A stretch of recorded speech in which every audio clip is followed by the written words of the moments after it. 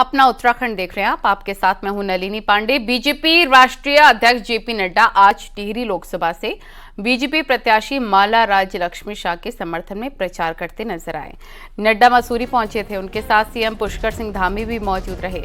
नड्डा ने इंडी गठबंधन के नेताओं पर निशाना साधा और कहा कि वे लोग क्या विकास करेंगे जो सिर्फ अपने को और अपने परिवार को बचाने में लगे हुए हैं। जेपी नड्डा सोनिया गांधी से लेकर स्टालिन और अरविंद केजरीवाल से लेकर आजम खान तक का नाम लेते हुए कहा, इनके नेता या तो जेल में हैं या बेल पर हैं। नड्डा ने कहा कि हमारा संकल्प पत्र विकसित भारत का संकल्प पत्र है। ये भ्रष्टाचारियों का जमावड़ा, ये जो इंडिया अलायंस है ना गठबंधन, ये भ्रष्टाचार। मोदी जी बोलते हैं भ्रष्टाचार हटाएंगे। मोदी जी ने कहा है कि 4 जून के बाद भ्रष्टाचारियों पर कार्रवाई और तेज होगी और कोई भी बख्शा नहीं जाएगा, इस बात को कहते हैं। और वो कहते हैं भ्रष्टाचारियों को बचाएंगे, भ्रष्टाचारियों को बचाने के लिए वो काम कर रहे हैं। हरिद्वार के सुल्तानपुर पहुंचे मुख्यमंत्री पुष्कर सिंह धामी ने चुनावी सभा को संबोधित करते हुए विरोधी नेताओं पर जमकर हमला बोला और कहा कि विपक्षी नेताओं ने एकजुट होकर गठबंधन बना लिया है, लेकिन ये गठबंधन ठगबंधन साबित हो रहा है। सीएम धामी ने कहा कि विपक्षी गठबंधन के भ्रष्ट नेता या तो जेल में हैं या बेल पर छूटे हुए हैं। विपक्षी दलों ने अब एकजुट होकर गठबंधन तो बना लिया है, लेकिन यह गठबंधन भी विपक्षियों की तरह जैसे पहले करते रहे हैं उसी तरह का ठगबंधन निकला है। और ठगबंधन के ये नेता अब एक के बाद एक घोटालों में फंसकर जेल की सलाखों के पीछे पहुंच रहे हैं।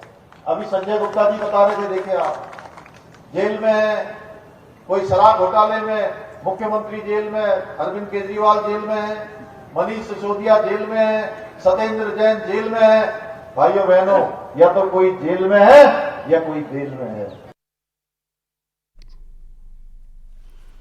कोटद्वार में मंगलवार को गृह मंत्री अमित शाह बीजेपी प्रत्याशी अनिल बलूनी के समर्थन में जनसभा करते नजर आए। जनसभा को लेकर बीजेपी कार्यकर्ताओं में खासा उत्साह देखने को मिल रहा है। दुर्गापुरी में होने वाली इस विशाल जनसभा के लिए मंच और पंडाल बन चुका है। दोपहर 1 बजे अमित शाह कोटद्वार पहुंचेंगे। जनसभा में कोटद्वार के 10,000 से ज्यादा लोगों के आने की उम्मीद है। कोटद्वार विधायक रितु खंडूरी ने कहा कि गृह मंत्री के आने की सूचना से पूरे कोटद्वार में एक उत्साह बना हुआ है। कल गृह मंत्री अमित शाह की जनसभा है, जिसको लेकर उत्साह और हम सब बहुत प्रफुल्लित हैं कि कल आदरणीय गृह मंत्री हमारे अमित शाह जी कोटद्वार आ रहे हैं। उनकी दिन में सभा होगी और पूरे कार्यकर्ताओं में बहुत उत्साह है।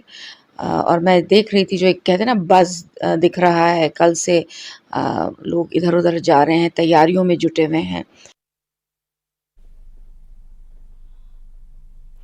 चुनाव प्रचार के दौरान नेता अपने अपने विरोधी दल के नेताओं को कटघरे में खड़ा कर रखे हैं, लेकिन कई दफा नेता बोलते समय सारी सीमाएं पार कर जाते हैं। ऐसा ही कुछ देखने को मिला उधम सिंह नगर के किच्छा में, जहां पूर्व विधायक राजेश शुक्ला एक चुनावी जनसभा में बोलते हुए कांग्रेस के वरिष्ठ नेता और विधायक तिलकराज बेहड़ पर अभद्र टिप्पणी कर बैठे और उन्हें मानसिक रूप से बीमार बता दिया। तो वहीं तिलकराज बेहड़ ने कहा, फिर से उन लोगों को मेरा इलाज कराना चाहिए। जैसे मैं हार गया था, मैंने सुना था उनकी किडनी खराब है, सारे क्षेत्रों में मालूम था, आ नहीं पाते थे, हमें सहानुभूति थी। उन्हें किडनी मिल गई, उनके बच्चों ने दे दी, वो ठीक हो गए, हम खुश हो गए। लेकिन कल हमने अखबार पढ़ा, उनका बयान सुना उसके मोबाइल में। मेरी आपसे विनती है, उनके बच्चे भी छोटे छोटे हैं। देखिए, अब भाजपा के नेता मुझे पागल खाने भिजवा रहे हैं, कह रहे हैं मानसिक संतुलन। कांग्रेस छोड़कर बीजेपी में जाने से बेहतर है जेल जाना बेहतर है। ये बात सोमवार को अल्मोड़ा में जनसभा के दौरान द्वाराहाट से कांग्रेस विधायक मदन बिष्ट ने कही। मदन बिष्ट ने कहा कि कुछ दिन पहले उनकी कांग्रेस छोड़ने वाले विधायक राजेंद्र भंडारी से बात हुई, तो मैंने उनसे यही कहा कि बीजेपी में ना जाते, 10-15 दिन जेल चले जाते। मदन बिष्ट ने कहा कि जब मैं भी देहरादून जाता हूं, लोग कहते हैं बीजेपी में जाने वाला है, लेकिन मैं कहीं जाने वाला नहीं। वहीं मंत्री रेखा आर्य ने कहा कि वो अपने को देखकर ये बात कह रहे हैं। वरना 15,000 लोग कांग्रेस छोड़कर बीजेपी में आए हैं और वो खुश हैं। थोड़ी डरने वाले, ये डराते हैं, घुमाते हैं। आज जो बीजेपी में जा रहे हैं उनकी क्या हालत है। मेरी भंडारी जी से बात हुई, मनोज भाई जिस दिन जा रहे थे, मैं क्या हुआ भंडारी, क्यों तू जा रहा है यार, ऐसे क्यों गया तू?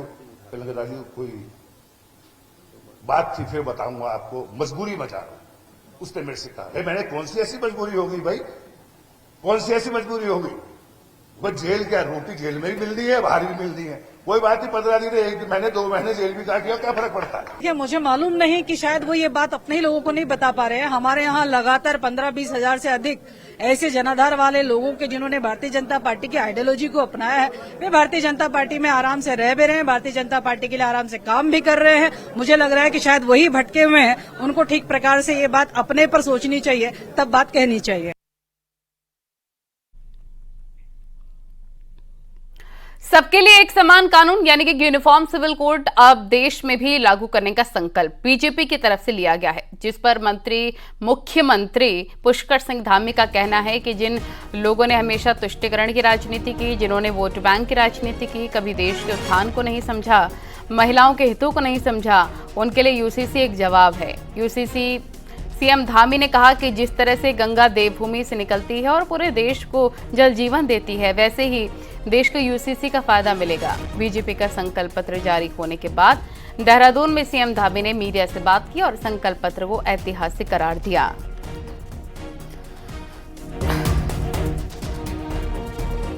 जो लोगों ने देश के अंदर हमेशा तुष्टीकरण किया है, जिन्होंने वोट बैंक की राजनीति की है, उनको महिलाओं के उत्थान से खतरा है, महिलाओं के सशक्तिकरण से खतरा है, इसलिए वो संदेह और कंफ्यूजन की स्थिति बनाना चाहते हैं। हम बहुत जल्दी जो हमारा विधेयक पारित हुआ है, राष्ट्रपति महोदय ने हमको जिसकी मंजूरी दे दी है, इसको लागू करेंगे। जो भी संदेह है, जितने कंफ्यूजन है, वो सब समाप्त हो जाएंगे। और उत्तराखंड के अंदर ये शुरू हुआ है, तो जैसी यहाँ शुरुआत हुई है, मैं समझता हूँ वो आगे बढ़ेगी। जैसे गंगा जी यहाँ से निकलती है, पूरे देश को जल जीवन देती है, और उसी प्रकार से इसका लाभ सबको मिलने वाला है। सोमवार को नैनीताल लोकसभा सीट से कांग्रेस के लिए अच्छी खबर सामने आई, जहां कुछ बीजेपी कार्यकर्ताओं ने कांग्रेस का दामन थाम लिया। देखिए रिपोर्ट।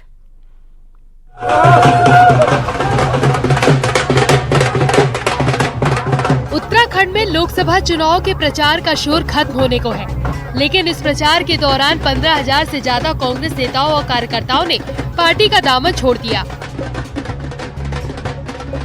लेकिन बीजेपी छोड़कर कांग्रेस में जाने वालों की तस्वीर सोमवार को पहली बार सामने आई, जब हल्द्वानी के प्रमुख सामाजिक कार्यकर्ता और बीजेपी से जुड़े योगेश जोशी ने अपने समर्थकों के साथ कांग्रेस ज्वाइन कर ली।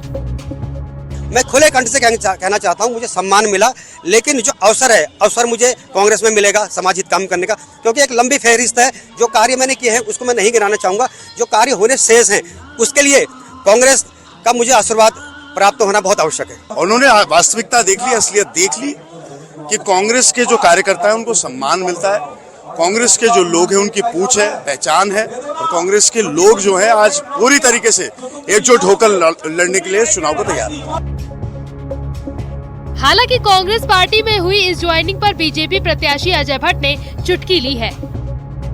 लोगों को पता है जहाज डूब रहा कांग्रेस का, भाई दिखाई दे रहा है डूब रहा है, जिसे तैरना आएगा सुरक्षित जगह जाएंगे अच्छे लोग, लेकिन कुछ डूबने वाले भी होंगे, अब क्या कर सकते हैं उनके लिए। चुनाव के समय राजनीतिक दलों के कार्यकर्ताओं की आवाजाही जारी है, लेकिन अभी तक कांग्रेस से लगातार नेताओं के जाने का सिलसिला रहा था। इसीलिए कांग्रेस में किसी का ज्वाइन करना लोगों को हैरान कर रहा है। हल्द्वानी से न्यूज़ 18 के लिए शैलेंद्र नेगी की रिपोर्ट।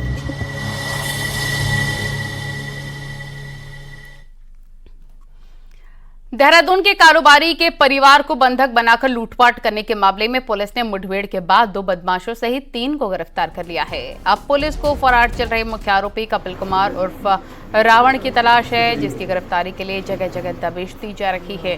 दरअसल शनिवार को दिन दहाड़े शहर के बसंत विहार स्थित पर्ल हाइट्स अपार्टमेंट में हथियारों से लैस 3 बदमाशों ने फल कारोबारी विकास त्यागी के घर में घुसकर हथियारों के बल पर सभी को बंधक बना लिया, लूटपाट शुरू कर दी। इस दौरान विरोध करने पर बदमाशों ने विकास के हाथ पर चाकू से हमला भी कर दिया था, जिसके बाद पुलिस ने एक आरोपी को रविवार की सुबह अरेस्ट किया।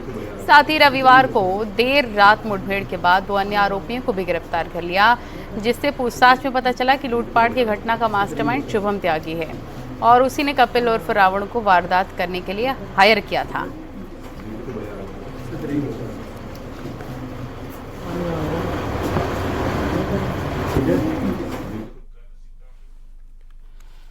हेमकुंड साहिब में लगातार बर्फबारी हो रही है। गुरुद्वारा कमेटी, गोविंद घाट और भारतीय सेना के जवान सोमवार को हेमकुंड साहिब पहुंचकर वापस गोविंद घाट लौट आए हैं। गुरुद्वारा प्रबंधक सेवा सिंह ने बताया है कि हेमकुंड साहिब में अभी भी 12 से 15 फीट बर्फ जमा है। हेमकुंड साहिब से 2 किलोमीटर पहले अटलकुड़ी ग्लेशियर गिरकर पैदल रास्ते पर आया है। पवित्र गुरुद्वारा और पवित्र झील भी बर्फ से ढकी हुई है।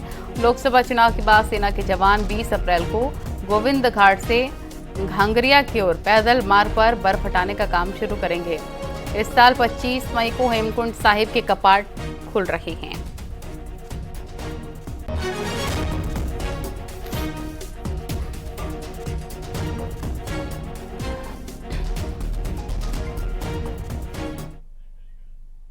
और यहाँ रुकना होगा एक छोटे से ब्रेक के लिए।